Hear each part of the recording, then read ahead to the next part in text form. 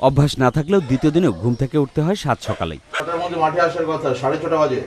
এরপরই আবারও কৃষিকাজের কথায় গায়ে যেন জ্বর আসে।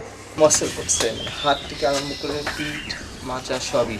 গতকালের কষ্টের কারণে আজ অবশিষ্ট 15% জমিতে ধান লাগাতে না চেয়ে ঢাকায় রওনা দিতে চান শিক্ষার্থীরা। তবে পরে তুলনামূলক হালকা কাজ দেয় শেষ পর্যন্ত মাঠে নামেন তারা।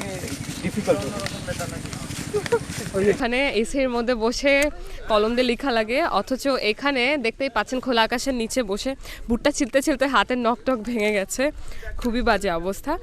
নর্থ সাউথ ও ব্র্যাক ইউনিভার্সিটির শিক্ষার্থীদের 2.5 কাঠা করে 5 কাঠা জমির ভুট্টা তুলতে দেওয়া হয়। সময় বেঁধে দেওয়া হয় 2 ঘন্টা। জমে ওঠে প্রতিযোগিতাও।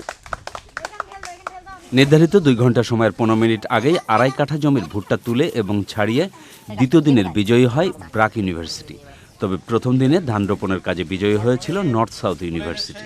দুইজন অনেক চেষ্টা করছে যেটার, আর থ্যাঙ্কফুলি সবার সাপোর্টে আমরা পারছি আজকে জিততে। এই যে এইগুলো শিখেছি, আমরা ভবিষ্যতে যখন আমি পড়াশোনা শেষ করব, আমার ইচ্ছা আছে যে কৃষকদের জন্য আমি কিছু করব। তাদের এই কষ্টটার কথা আমি সারা জীবন মনে থাকবে, তাদের জন্য কিছু করব। এই এক্সপিরিয়েন্সের ব্যাপারে আমার মনে হয় যে আমি এই এক্সপিরিয়েন্সের উপরে বেস করে কিছু রিসার্চ করব, কিছু রাইটিংস করব। বিশ্ববিদ্যালয় শিক্ষার্থীদের এ ধরনের কর্মসূচিতে অংশগ্রহণকে ভবিষ্যতে কৃষির জন্য গুরুত্বপূর্ণ মনে করছেন কৃষি ও গণমাধ্যম ব্যক্তিত্ব শাইখ সিরাজ। আলটিমেট উদ্দেশ্য তো হচ্ছে শহরের নগরের বসবাসকারী মানুষের সাথে গ্রামের যে দূরত্বটা বাড়ছে, যেটা বারবার বলে আসছিলাম, সেই দূরত্বকে কমিয়ে আনা।